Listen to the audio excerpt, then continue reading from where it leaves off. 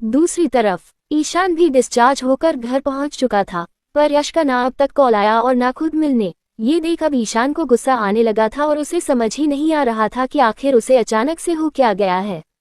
दिल में बेचैनी, आंखों में इंतजार और होठों पर एक नाम, यश। ये सब कुछ ईशान को तोड़ रहा था और बेचारा खुद उसके पास जा भी नहीं सकता था।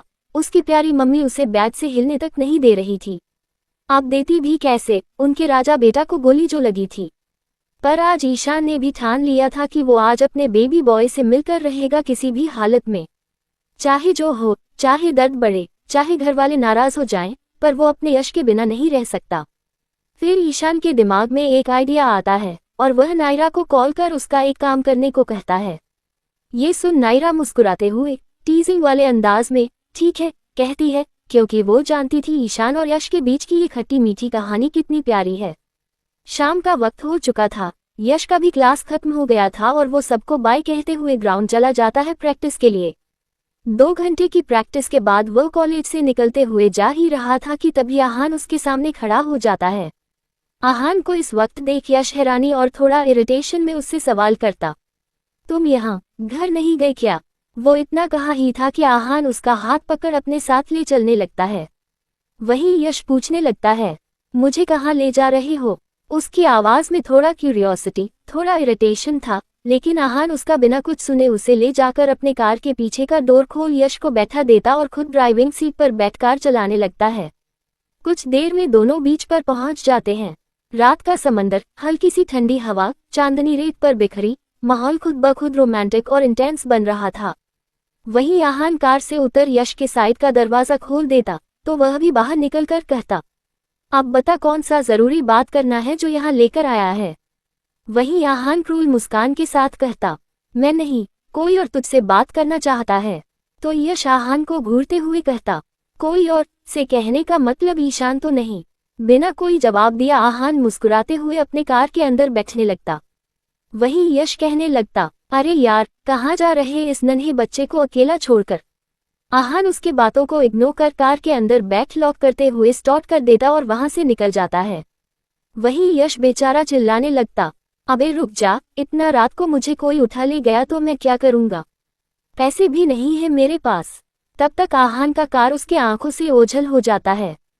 तभी उसके कानों में पीछे से ईशान का मीठा, गहरा, पजेसिव सा आवाज सुनाई देता, उठाना तो दूर, मेरे बेबी बॉय को मेरे अलावा कोई छूकर तो दिखाए, हाथ तोड़ दूंगा उसका। उस आवाज में इतना पेन, प्यार और गुस्सा था कि यश का दिल एक पल को तेज धड़क उठा। तो यश पीछे पलटकर ईशान को देखता और चिढ़ते हुए कहता, तो ये सब तुम्हारा प्लान था? हाँ मेरा था, अब बताओ मुझसे भाग क्यों रहे हो? ईशान इतना कहते हुए उसके करीब आने लगता है। उसे करीब आता देख यश अपने कदम पीछे करने लगता और गुस्से में कहता, देखो मेरे करीब मत आओ, नहीं तो मैं चीखने लगूंगा। ईशान मुस्कुराते हुए ऑलमोस्ट टीजिंग टोन में कहता, ये भी कोशिश करके देख लो बेबी बॉय, और उसके पास आने लगता है। वहीं यश इधर उधर भागने लगता है और आखिर में ईशान उसे पकड़ ही लेता और खींचते हुए अपने करीब ले आता है। उसके प्यारे चेहरे पर अपना हाथ प्यार से रखकर कहता, क्या हो गया है तुम्हें? तुम मुझसे ऐसे दूर क्यों जा रहे हो? उसके सवाल को सुन यश उसका हाथ झटक देता है अपने चेहरे से और उसे दूर कर कहता है, क्योंकि अब मुझे तुम्हारे साथ नहीं रहना, बोर हो गया हूं तुमसे। ये सुन ईशान को बहुत गुस्सा आ जाता, पर तभी उसकी नजर यश की नम आंखों पर चली जाती जिसमें उसे बहुत दर्द दिख रहा था ये सब कहने से। तो ईशान चिल्लाते हुए कहता, फाइन, नहीं रहना ना तो मुझे भी तुम जैसे जिद्दी बच्चे के साथ रहने का कोई शौक नहीं है। गुड। इतना कहते हुए यश जाने लगता है। उसे जाता देख ईशान अपने सीने पर हाथ रख नाटक करने लगता और कहता है, आह बहुत दर्द हो रहा है। इतना कहते हुए ही वो जमीन पर बैठ जाता है। वहीं यश जब ईशान को ऐसे देखता तो वह भागता हुआ उसके साथ ही नीचे बैठ परेशानी भरे भाव में उसके सीने पर अपना हाथ रख कहता, ज्यादा दर्द हो रहा है क्या? और फिर थोड़ा डांटते हुए कहने लगता, खुद को सुपरमैन समझते हो क्या? हॉस्पिटल से डिस्चार्ज हुए 1 दिन भी नहीं हुआ और यहाँ चले आए। उसके बातों में ईशान को फिक्र अच्छे से दिख रहा था खुद के लिए।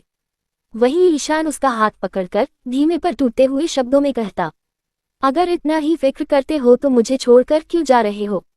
ये सुनते ही यश के आंखों से आंसू बहने लगता और वह उदास होकर कहता, क्योंकि मैं तुमसे प्यार करने लगा हूं। अब बताओ, करोगे मुझसे प्यार? रहोगे मेरे साथ पूरी जिंदगी। यश का बात सुन ईशान थोड़ा हैरान हो जाता। उसे नहीं पता था कि उसका बेबी बॉय इतनी जल्दी अपनी फीलिंग कन्फेस कर देगा। उसके चेहरे पर हल्की सी मुस्कान तो थी, पर आंखों में हैरानी और उस प्यार की गहराई भी थी जो यश ने आज तक कभी खुलकर नहीं दिखाई थी। वो खामोश हो बस उसे ही देखता रहता, जैसे वक्त थम गया हो, हवा रुक गई हो और बस उनके बीच का सन्नाटा बोल रहा हो। वही यश मुस्कुराते हुए कहता, देखा कोई जवाब नहीं है, इसलिए मैं तुमसे दूर जाने की कोशिश कर रहा। उसके चेहरे पर बनावटी मुस्कान थी, लेकिन आंखों में वो दर्द साफ झलक रहा था, जो शायद अब तक कह नहीं पाया था। वो खड़ा होने को था तभी ईशान उसका हाथ पकड़ उसे ठंडी मुलायम बालों पर ही लेटा देता और खुद उसके ऊपर आकर हल्के से उसके चेहरे को छूते हुए कहता, मुझे लगा सिर्फ तुम पढ़ाई में ही बेवकूफ हो, पर तुम तो ऐसे भी बहुत बेवकूफ हो। ये सुन यश चिढ़ते हुए कहता, हाँ हाँ मानता हूँ मैं पढ़ाई में बिल्कुल भी अच्छा नहीं हूँ, पर मुझे ऐसे बेवकूफ तो मत कहो। उसकी बातों में मासूमियत थी, थोड़ी सी नटखट शिकायत और थोड़ी सी उम्मीद भी कि शायद ईशान अब कुछ कहे जो उसके दिल को सुकून दे दे। ईशान बिना उसका आगे कोई वर्ड सुने उसके होठों को अपने होठों से मिला लेता है। उस पर जैसे सारी शिकायतें, सारे डर, सारी दूरियां पिघल जाती हैं। बेचारा यश हमेशा की तरह आज भी वो सब कुछ भूल गया कि उसे अभी उससे दूर जाना था, कि ये रिश्ता कितना नाजुक है। वो बस खो गया उसके प्यार में, उस एहसास में जहां बस वो और ईशान थे। उसके बालों में अपनी उंगलियां घुसाते हुए ईशान उसे और गहराई से चूमता है, जबकि यश भी इस बार अपने डर छोड़ उसके होठों का साथ देने लगता है। और जैसे उनकी रूहें मिल रही हों, अचानक आसमान से बारिश की ठंडी बूंदें गिरने लगी। मुंबई की बारिश की यही तो खास बात थी, बिना मौसम के, बिना इजाजत के, बिल्कुल दिल की तरह बरस जाती थी। वो बारिश उनके ऊपर गिर रही थी, दोनों के कपड़े भीग चुके थे, पर उस पल का सुकून, उस प्यार की गर्माहट उनके अंदर आग सी फैला रही थी। यश की पलकों पर बारिश की बूंदें टिकती और ईशान उन्हें अपने होठों से चूमकर हटाता। वो दोनों एक दूसरे से दूर होकर खड़े हो जाते हैं, पर उनके दिल अब भी उसी लम्हे में अटके हुए थे। ईशान यश का हाथ थामे उसे अपने साथ ले जाता है अपनी बाइक के पास। ईशान खुद बैठ उसकी तरफ देख बैठने को कहता तो यश उदास होकर कहता, नहीं, पहले मेरे सवालों का जवाब दो फिर जाऊंगा तुम्हारे साथ। ईशान गहरी सांस लेते हुए अपने आंखों को रोल करता है, फिर अपना जैकेट निकालकर उसके सर पर रख देता है ताकि वो भीग न जाए। वो उसके करीब आकर धीमे से कहता, तुम बहुत बेवकूफ हो जो आज तक समझ नहीं पाए कि मैं अपने बेबी बॉय से कितना ज्यादा प्यार करता आया हूँ। यश के होठों पर मुस्कान फैल जाती है, उसकी आंखें चमक उठती हैं, सच्ची। ईशान बस उसे देखता रहता और उसकी नजर अब सिर्फ यश के लाल भीगे होठों पर थी, जो बारिश में और भी रसीले और भी नर्म दिख रहे थे। वो खुद पर काबू न रख सका, उसके होठों को फिर से प्यार से चूमने लगा, इस बार धीरे, जैसे हर पल को महसूस करना चाहता हो। फिर दूर होकर मुस्कुराता है और कहता, मुझची। यश भी मुस्कुराते हुए उसके पीछे बैठ जाता और उसे कसकर पकड़ लेता है। ईशान बाइक स्टार्ट कर तेज रफ्तार में चला देता है, पर इस बार स्पीड से ज्यादा उनके दिल की धड़कनें तेज थीं। कुछ देर बाद दोनों एक होटल के सामने रुकते हैं। अपनी बाइक रोककर ईशान उसके साथ अंदर जाने लगता है, तो यश उसका हाथ पकड़ कहता, हम यहाँ क्यों आए हैं? ईशान के चेहरे पर वो शैतानी मुस्कान लौट आती है, हनीमून मनाने। ये सुनते ही यश का पूरा चेहरा लाल हो जाता है, उसके गालों की लालिमा बारिश से भी ज्यादा खूबसूरत लग रही थी। ईशान झुककर उसके कानों में फुसफुसाता है, बस बेबी बॉय, रूम तो जाने दे, वरना लोगों को हम पर शक हो जाएगा। वो हंसता है और बेचारा यश सिर झुकाकर और भी शर्माने लगता है। लेकिन हमारे पास तो रात में पहनने के लिए कपड़े ही नहीं हैं। यश की ये मासूमियत भरी बात सुन ईशान को हंसी आ जाती है। वो बिना कुछ कहे उसका हाथ पकड़ अंदर चला जाता है। एक स्टाफ आता है और ईशान के हाथ में चाबी थमा देता है। ईशान हल्के से मुस्कुराता हुआ पूछता है, जैसा कहा था सब वैसा ही है ना? स्टाफ सिर हिलाकर हाँ कह देता है। फिर वो यश को लिए उस रूम के पास पहुंचता है। रूम का दरवाजा खुलते ही दोनों ठिठक जाते हैं। वो रूम फूलों से सजा था, हल्के परफ्यूम की खुशबू फैली थी, मोमबत्तियां जल रही थी, बिल्कुल हनीमून कपल के लिए जैसा सजाया जाता है। यश के माथे पर पसीने की बूंदें उभर आती हैं। उसके हालत को देख ईशान मुस्कुराते हुए कहता है, तुम तो ऐसे रिएक्ट कर रहे जैसे हमने इससे पहले कभी किया ही नहीं है। यश दरवाजा बंद करते हुए धीरे से कहता है, किया है, पर इस बार अलग है ना? वो झेपते हुए नजरें झुका लेता है। ईशान अपने शर्ट के बटन खोलते हुए कहता है, अलग वो कैसे भला? यश भी मुस्कुराते हुए हल्की सिसकारियों के बीच कहता है, क्योंकि अब हम बॉयफ्रेंड हैं एक दूसरे के, यश का बात सुनकर ईशान हल्का सा हंस देता है। बॉयफ्रेंड? तो यश उसे घूर कर कहता है, क्यों नहीं है। तभी ईशान अपना शर्ट उतारकर यश के पास आता है। उसके ऊपर बैठते हुए उसकी गर्दन के चारों ओर अपनी उंगलियां लपेटकर धीरे से फुसफुसाता है, तुम कहो तो मैं तुम्हारा हस्बैंड भी बनने को तैयार हूँ, माय लव। फिर वो उसके होंठों को अपने होंठों में कैद कर लेता है, चूमता है जैसे वक्त रुक गया हो। चूमते हुए ही वो उसके शर्ट के बटन खोलता है और उसे जमीन पर फेंक देता है। वही यश खुद को थोड़ा अलग करते हुए कहता है, मेरा री एग्जाम भी उतना अच्छा नहीं गया है ईशान, मैं 80% से ज्यादा लेकर नहीं आ सकता। इतनी मासूमियत के साथ ये बात उस पल में भी कह देना। ईशान खुद में ही मुस्कुराता है, फिर उसे बेड पर धकेल देता है और उसके होंठों के करीब जाकर कहता है, आई डोंट केयर, मुझे बस तुम चाहिए। और फिर वो उसे धीरे धीरे चूमने लगता है। यश उसका कंधा पकड़ उसके साथ हर पल में खो जाता है।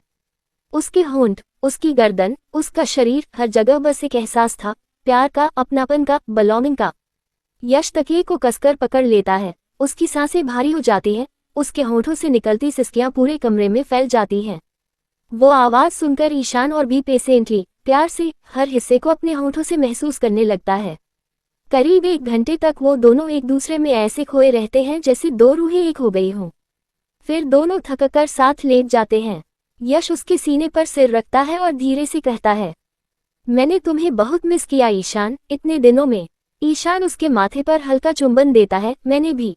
अब जब उनका रिश्ता फिर से सुकून में लौट आया था तो यश के मन में एक और ख्याल आता है।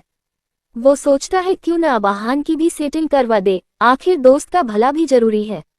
थोड़ा उठते हुए वो ईशान की आंखों में देख कहता है, आहान को मेहका से सच में प्यार है तो तुम। वो इतना ही कह पाता है कि ईशान उसकी उंगली उसके होंठों पर रखकर कहता है, मेरी बहन अभी बच्ची है, तुम ज्यादा मत सोचो और आहान के बारे में अभी कुछ मत कहो। यश उसकी उंगली हटाते हुए कहता है, लेकिन आहान। उससे पहले ही ईशान फिर उसके होंठों को चूमने लगता है। कुछ देर बाद मुस्कुराते हुए कहता है, सो जाओ, बहुत थक गया हूं मैं।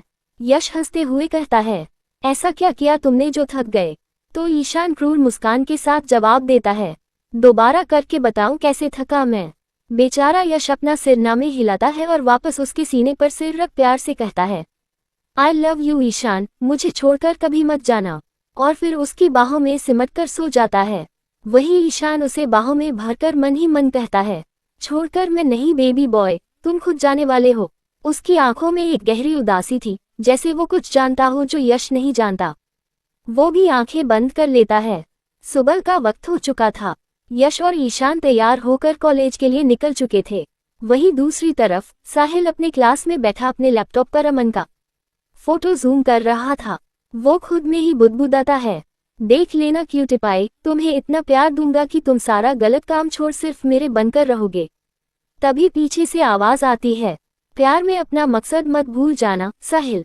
ईशान को देखकर साहिल तुरंत लैपटॉप बंद करता है, उठता है और थोड़ा गुस्से में कहता है, मेरे लिए मेरा मकसद सबसे ज्यादा जरूरी है। फिर अमन की तस्वीर याद करके धीरे से बोलता है, पर अपना मकसद पूरा करने से पहले मैं अमन को उन लोगों से दूर करना चाहता हूँ। ईशान गंभीर नजर से पूछता है, कुछ पता चला उन लोगों के बारे में।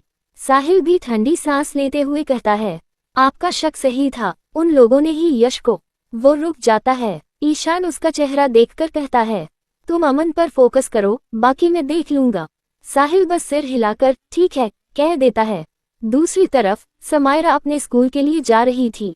रास्ते में उसकी कार अचानक बंद हो जाती है।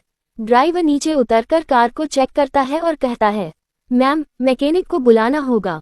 समायरा खिड़की से बाहर देखती है, आसमान में बादल उमड़ रहे थे। तो समायरा चिढ़ते हुए कहती, हाँ तो मेरी शक्ल क्या देख रहे हो, जाओ जल्दी और मैकेनिक को बुलाओ। और अपनी उंगली पॉइंट कर सख्त लहजे में कहती, 10 मिनट में आना, वरना मैं डैड से कहकर तुम्हें नौकरी से ही निकलवा दूंगी। ये सुन बेचारा ड्राइवर हल्के कांपते स्वर में बोला, जी मैम, और मुश्किल से एक ऑटो रुकवाकर वहां से निकल जाता है। चारों तरफ सन्नाटा, हल्की हवा और पेड़ों की सरसराहट थी। समायरा के आसपास घना जंगल था और वहां मुश्किल से 1-2 लोग इधर उधर जा रहे थे। वही समायरा अपनी कार से बाहर उतर कार के दरवाजे से टिककर खड़ी होकर फोन चला रही होती है। उसका चेहरा झुंझलाहट से भरा था। उफ, ये भी कोई जगह है खराब होने की, उसने खुद से बुदबुदाया। तभी सामने से बाइक पर सवार दो लड़के तेजी से आते हैं। उनकी नजर जैसे ही अकेली खड़ी समायरा पर पड़ती है, वो दोनों अपनी बाइक रोक देते हैं। दोनों में से एक लड़का हल्की मुस्कान के साथ उसकी तरफ बढ़ता है और कहता है, कहाँ जाना है जाने मन, हम छोड़ देंगे। समायरा अपनी सधी हुई आवाज में मगर आंखों में गुस्सा लिए कहती है, पुलिस स्टेशन ले चलोगे क्या? वो लड़का हंसते हुए बोला, अजी आपके लिए तो हम कहीं भी जाने को तैयार हैं। इतना कहते हुए वो धीरे धीरे उसके पास आने लगता है। समायरा का चेहरा एक पल को सख्त पड़ जाता है, उसकी आंखों में डर और गुस्सा दोनों झलकते हैं। वो सहमी हुई आवाज में कहती है, मेरे करीब क्यों आ रहे हो तुम? वो लड़का उसकी उंगली पकड़ते हुए मुस्कुराया, कम ऑन बेबी, इतना भी मत तड़पाओ। बस ये सुनते ही समायरा के भीतर का गुस्सा फूट पड़ा। उसने झटके से अपना हाथ छुड़ाया और जोरदार थप्पड़ जड़ दिया उस लड़के की गाल पर। थप्पड़ की आवाज पूरे सन्नाटे में गूंज उठी।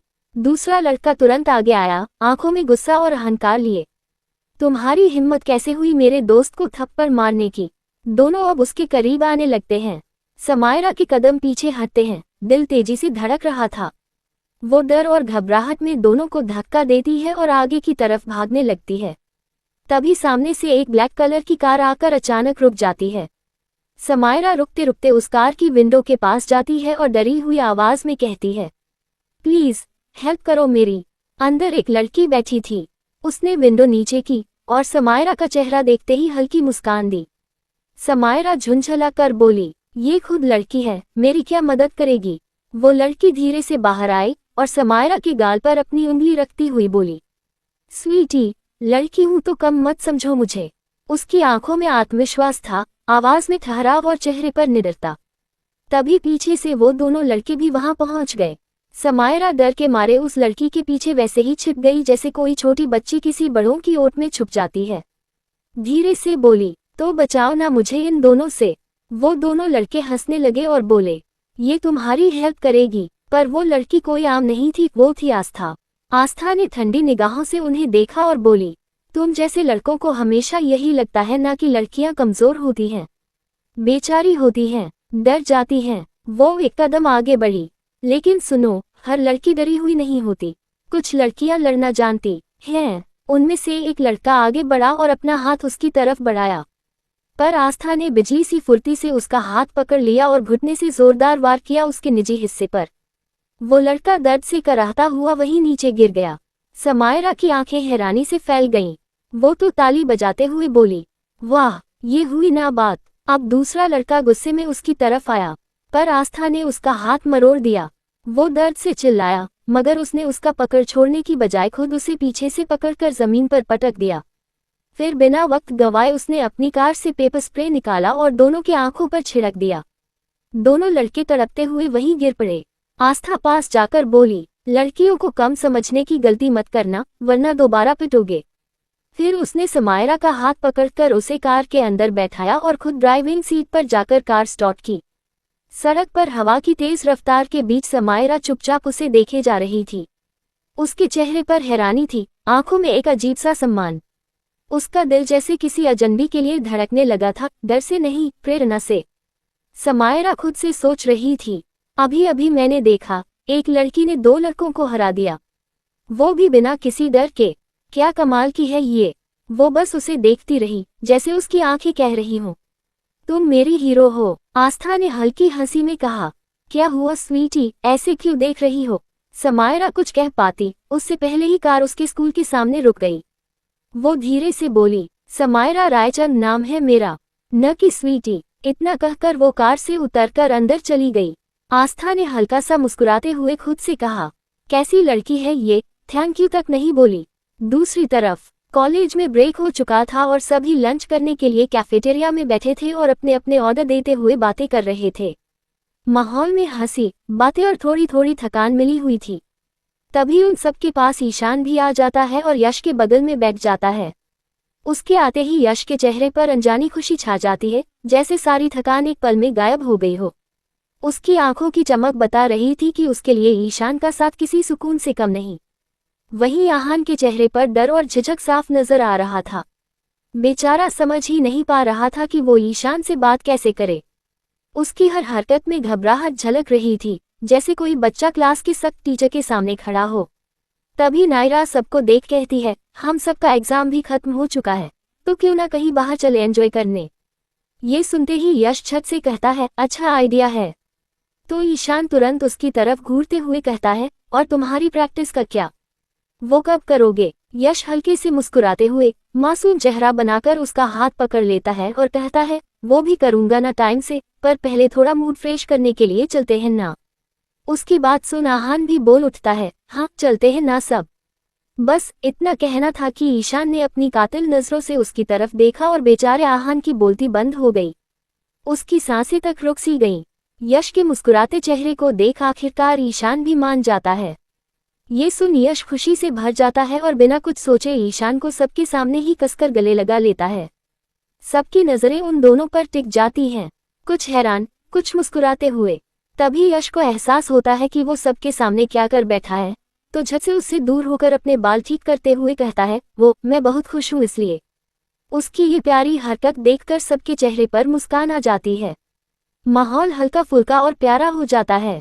दूसरी तरफ अमन सड़क पर खड़े होकर ऑटो रोकने की कोशिश कर रहा था। तभी एक चमकदार कार उसके सामने आकर रुकती है। कार के अंदर से आवाज आती है, हे क्यूटी पाई, अंदर आओ। अमन ने नजर उठाई तो सामने साहिल था। उसने एक पल को सोचा, फिर बिना कुछ बोले कार के अंदर बैठ गया। साहिल ने सख्त लहजे में पूछा, क्लास में पढ़ाई करने के बजाय बाहर क्या घूम रहे हो। अमन ने चिढ़ते हुए कहा, घूम नहीं रहा था, किड्स टॉय शॉप से गिफ्ट लेने जा रहा था। साहिल ने भौहें चढ़ाते हुए कहा, गिफ्ट, और वो भी किसके लिए। अमन मुस्कुराया और बोला, अपनी फ्रेंड के लिए। साहिल ने फिर सवाल किया, और कौन है तुम्हारी वो फ्रेंड। अमन ने हंसते हुए कहा, श्रेय नाम है उसका, बहुत प्यारी है, और उसके गाल इतने सॉफ्ट हैं कि उसे बार बार किस करने का मन करता है। अमन का ये जवाब सुनते ही साहिल की आंखों में गुस्से की लपटें सी उठने लगी। उसने अचानक कार रोक दी और बिना कुछ बोले बाहर उतर गया। अमन हैरान होकर पूछने लगा, क्या हुआ तुम्हें। साहिल ने कोई जवाब नहीं दिया। वो वापस आया, कार का डोर खोलते हुए खुद ही अमन की गोद में बैठ गया। अमन घबरा गया, क्या हुआ तुम्हें साहिल। पर साहिल उसकी बातों को नजरअंदाज करते हुए कार की सीट पीछे खींचता है, उसे धीरे से लिटा देता है और कार का दरवाजा बंद कर देता है। फिर अचानक बिना किसी चेतावनी के वो अमन के शर्ट के बटन खोलता है और उसके शरीर पर अपने होंठ फेरने लगता है। अमन की सांसें तेज हो जाती हैं, उसकी आंखें बंद हो जाती हैं और उसका दिल धड़कता है जैसे किसी ने अचानक प्यार का तूफान उसके भीतर छोड़ दिया हो। साहिल गुस्से और जलन के बीच कहता है, अब बताओ, उस लड़की को किस करना अच्छा लगता है या मेरा किया हुआ किस। अमन ने उसकी आंखों में देखते हुए कहा, श्रेय 5 साल की छोटी बच्ची है साहिल।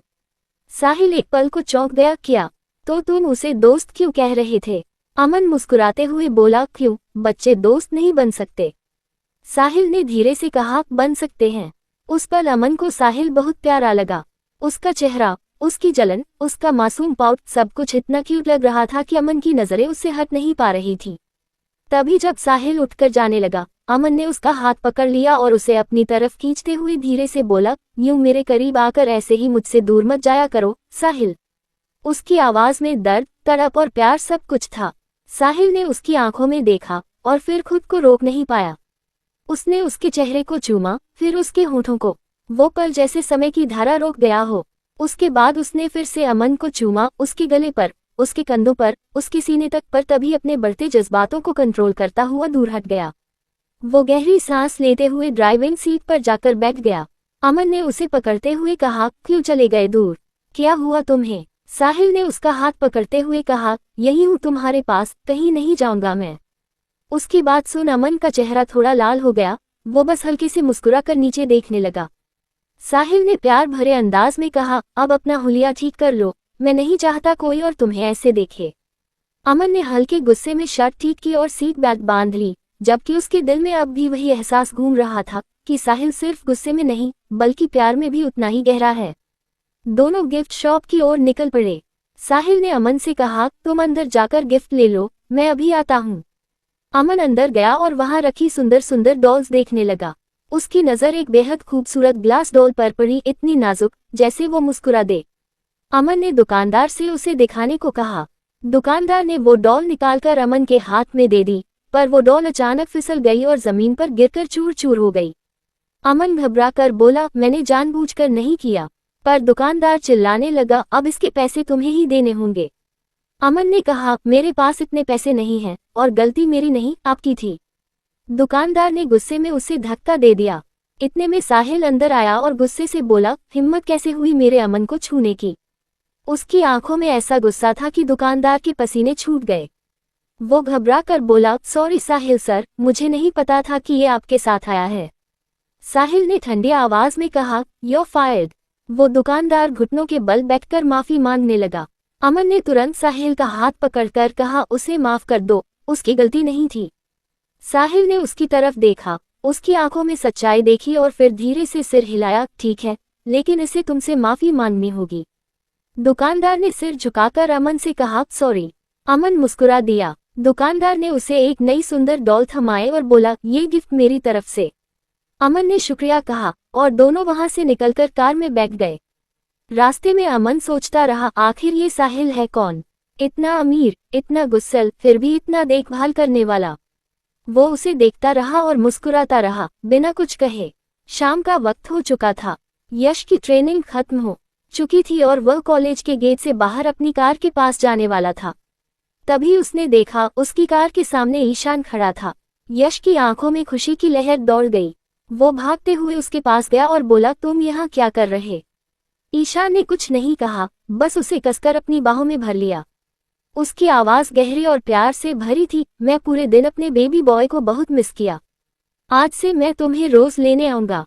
यश ने उसकी बाहों में खुद को खो दिया। उसका दिल तेजी से धड़कने लगा। फिर अचानक उसकी आंखों में हल्की उदासी उतर आई। उसने धीमे स्वर में कहा, मुझे कोई मारना चाहता है ईशान। ईशान तुरंत उसका चेहरा अपने हाथों में लेता है और प्यार से कहता है, मैं किसी को भी तुम्हें खुद से दूर करने नहीं दूंगा बेबी बॉय। जब तक मैं जिंदा हूँ तुम्हें कुछ नहीं होने दूंगा। यश की आंखों में नमी आ जाती है। उसके होठों पर हल्की मुस्कान लौट आती है। वो धीरे से कहता है, ठीक है, तो ले चलो मुझे अपने घर। ईशान भी मुस्कुरा देता है। उसकी आंखों में प्यार की गहराई झलकती है। दोनों कार में बैठते हैं। इंजन की आवाज के साथ सड़क पर आगे बढ़ जाते हैं, जैसे जिंदगी के किसी नए सफर की शुरुआत हो।